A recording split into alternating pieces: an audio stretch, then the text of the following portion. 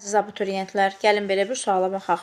A üstəgəl B üstəgəl C-ni mənə 8 verib, aşağıdakı ifadənin qiymətini tapmaq tələb olunur.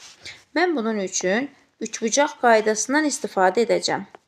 Yəni, hər ifadəyə uyğun bir dənə düzbucaqlı üçbucaq çəkirəm. Fərqli-fərqli rənglərdə çəkim ki, sizin üçün daha görmək rahat olsun. Əgər bu sualı başqa bir yoldan yaza bilən olarsa, şərh bölməsində yazsın. Mənə də maraqlıdır. Birini də digər formada çəkirəm. Bəli, uşaqlar alındı. İndi bu düzbucaqlı üçbucağın deməli, burada 90, burada 90, burada 90. Bəli, bunun tərəflərini aşağıdakı kimi yazacaq. Bax, bura A yazıram, bura 3 yazıram. Hipotenuz nə olacaq? A kvadratı üstəgəl 9 olacaq. İkinci üçün yazıram. Bura B yazıram. Bura 5 yazıram. Bura nə olacaq?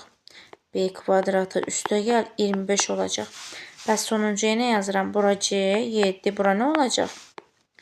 C kvadratı üstəgəl 49 olacaq. Bəli, buradan aydındır yəqin ki. Sonra uşaqlar, bax, bu üçbucağı bütöv şəkildə birləşdirib bir dənə düzbucaqlı üçbucaq yaradıram. Deməli, bütöv şəkildə düzbucaqlı üçbucaq yaradıram. Biraz yaxşı olmadı.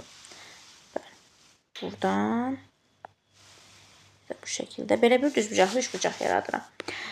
Və sonra gəlin bunun tərəflərini tapaq indi. Bax, uşaqlar, bu katet var. Bax, bu katet. Bu katet görürsünüzmü? A üstəgəl B üstəgəl C-nin cəmidir. Yəni, bunları bir düz xətt üzrə yığsaq, bu A üstəgəl B üstəgəl C olar. Bəs bunu bizə nə veribdir? 8 verib. Bura deməli 8-dir. Aşağı da 3 üstəgəl 5 üstəgəl 7 deyilmi?